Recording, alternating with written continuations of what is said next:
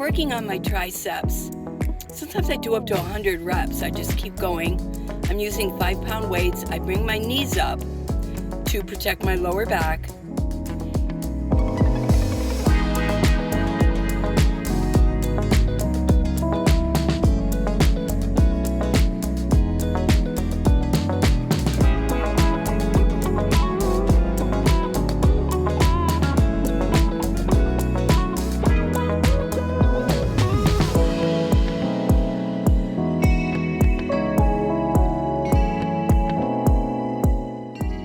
Working on my biceps, 8-pound weights.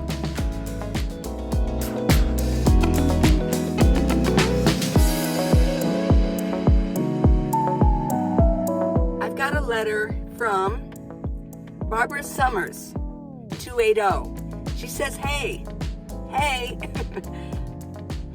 would you be able to do jury duty as a nomad since your domicile is in Ohio and you're generally in Arizona? Great question. Here's what happened to me. I've only been called for jury duty twice in Tucson, and I lived there 40 years. There you go. Went to Cincinnati, spent almost a couple years there, came back to Arizona as a nomad, and I got a letter on jury duty. My daughter takes care of my mail. She took a picture of it and sent it to me in text. So what did I do? I mean, how am I going to get there? I have to drive all the way to Ohio? No. Here's what I did. I got on the phone and I called them and I told them that I was on vacation and I was in Arizona, that I could not make it. And they said, okay, call us when you get back, or if you get another letter and you're here, we'll see you. If not, just let us know where you are if you can't make it. It was as easy as that. Make the phone call. Not everybody is going to be available there. You're not going to, if you don't answer the letter and you don't show up, okay, but I called them and she took me off of the list. Easy peasy, right? I have not been called back since. I'm not sure. Let me know in comments what you think. Do you think that senior citizens are called less or not? I don't know. I'm wondering if that might be the case. Now, the first time I was called for jury duty in Tucson, I had small children, and I let them know I had some babies at home. It would have been kind of a hardship for me to do it. I would have had to get a sitter and things like that. And I was excused. The second time I was called, they didn't, they already had enough people for the jury, so I was sent home. Easy peasy, right? I've never sat on a jury, and I'm okay with that. I know that do all states even go with voter registration? I'm not sure. I believe they do. So there, give them a call. That's all you got to do.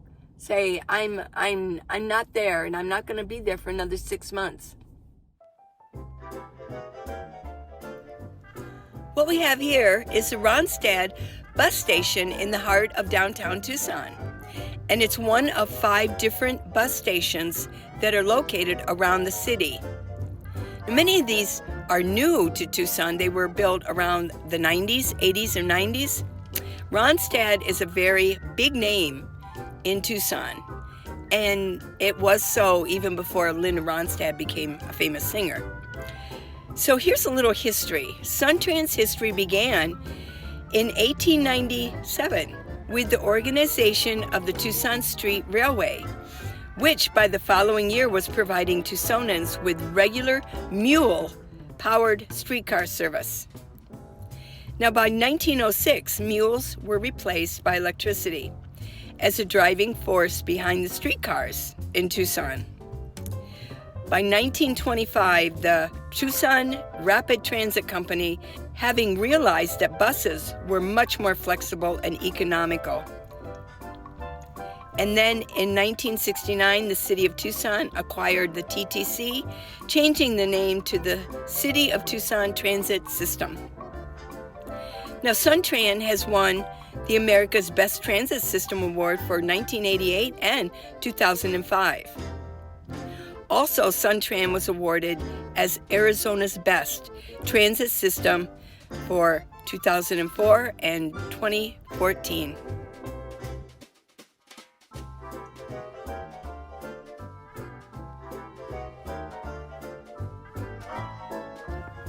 A lot of different characters ride the bus. And you definitely see them down at the Ronstadt Center downtown.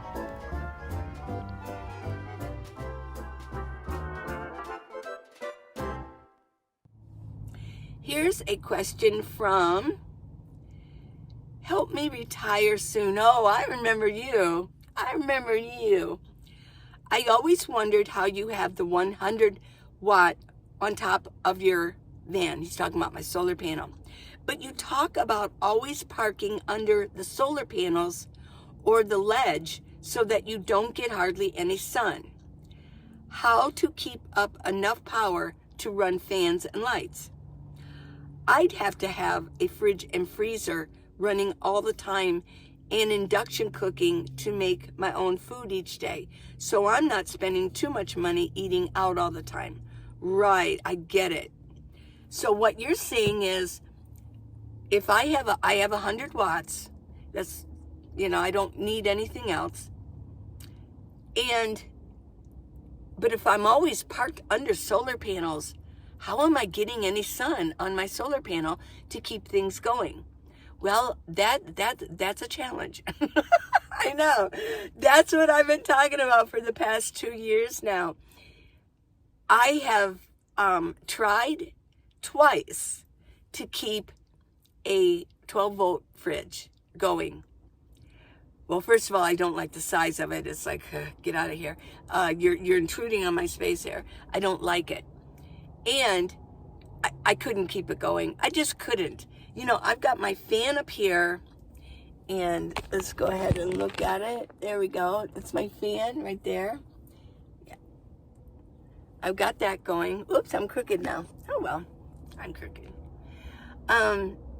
Yeah, to keep that going, keeping my fans going, or my phones, keeping my lights going, those are the things I really need to keep going. I also have I have to keep these going too, because I really enjoy having these. These are through night flashlights. I've reviewed quite a bit of them, so I have quite a few, and I just hang them from here, and if I really need to see something down here, I can just turn it on. But they're USB chargeable. I have one over here, and I have one here. Yeah. Sometimes I need to see in my drawers, so I've got them strategically placed. Yeah, it's a big challenge. So what's going on for me right now is it's winter. Usually I don't mind parking in the sun in the winter, but for some reason this year, it just bothers me. I feel unprotected for some reason. I want to be under something. So yeah, I do, but I'm hanging with it. And the reason in the winter is because I don't use my fan very often. So really, I'm just charging up my phones and my lights. Now I do have two 500 Jackeries, 500 watt Jackeries. I have two of those. And I also have in my storage a 300 watt plus, which that would almost be as equal as to 500, because there's a better battery in there that if I ever run low, I can just go grab that one.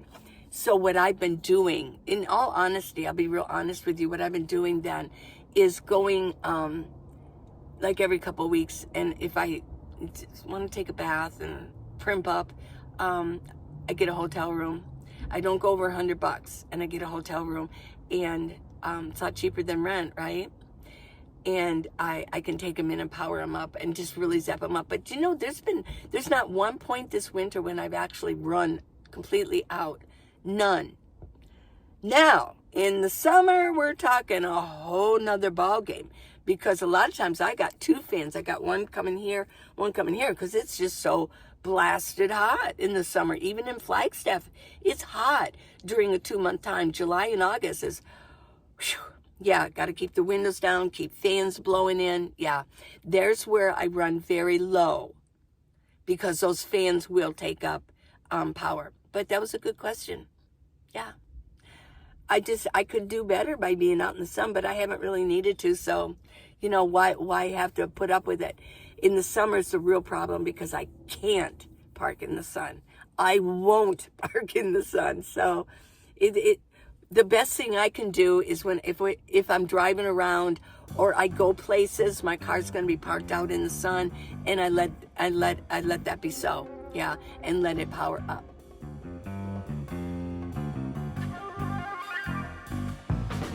A lot of you asked about this streetcar. It's called the Sunlink.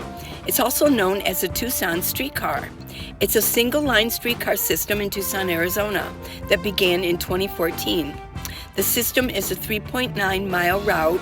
It connects the Arizona Health Services, including the University Medical Center, the U of A, the Main Gate, 4th Avenue Shopping, and entertainment districts downtown Tucson, the Tucson Convention Center, and the Mercado District. And the entire project cost $196 million. It was funded through local funding and federal grants.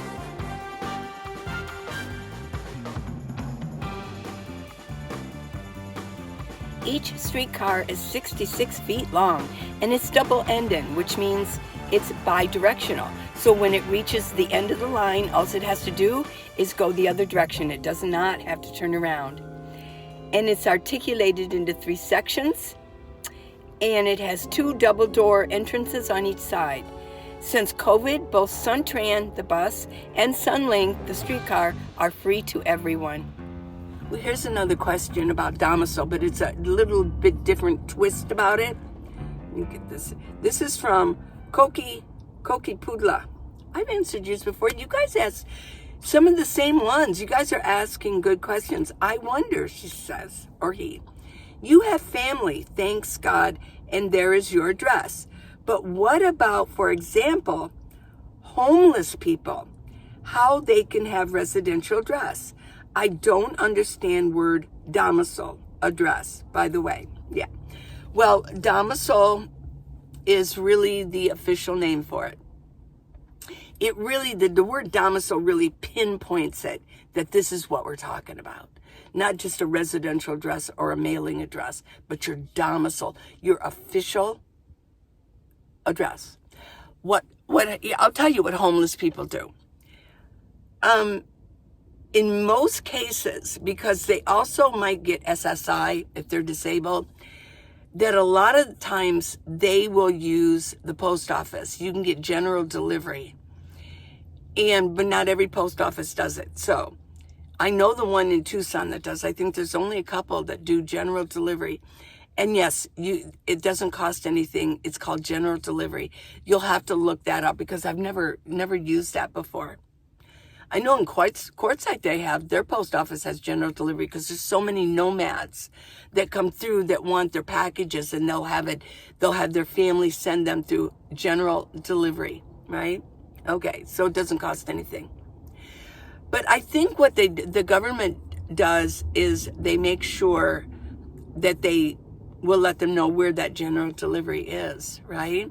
Now, you can also pick up mail. I think as far as having an address,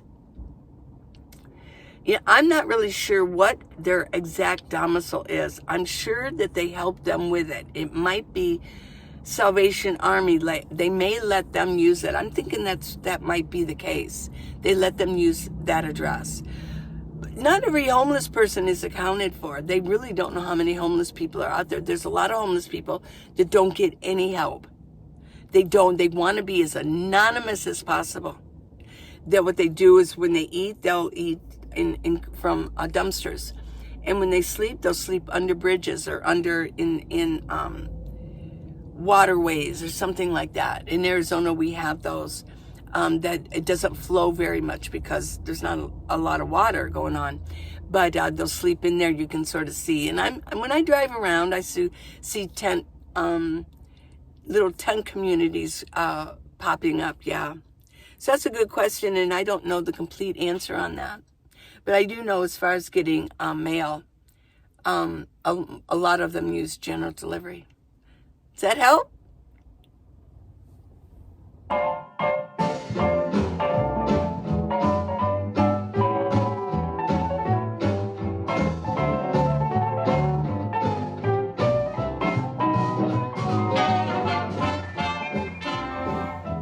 finally got my car washed after all this cold weather and the rain. Oh my gosh, it was filthy. Here's a different view. This is what it looks like from the inside. Not in the way she walks, the way she talks, or the way she loves me. Just look at me, I'm like a monkey in a coconut tree. You know I'm overjoyed, 'cause boy, oh boy, she's my gal. She asks me when I say let's go out dancing. Your place or mine, don't waste my time with phone romancing. She's wild, she's funny, doesn't care about clothes or money. She just cares for me, she's all I need, she's my gal.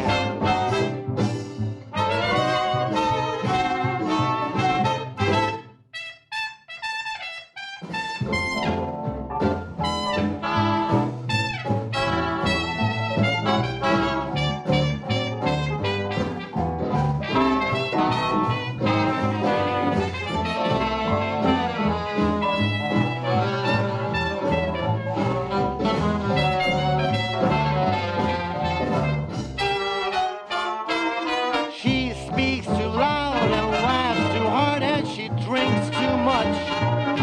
Her manners and her language makes a grown man sweat and blush. My honeybee, ain't nothing she would not do for me. She never plays it coy, my bundle of joy. She's the one I've been dreaming of. I'm overjoyed, 'cause boy, she's my gal.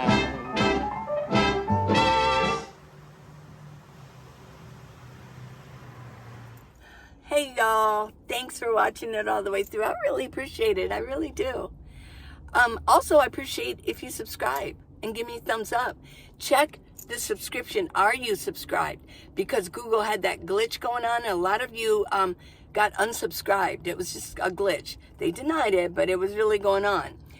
And yeah, so, and ring that bell for notifications so you don't miss any videos.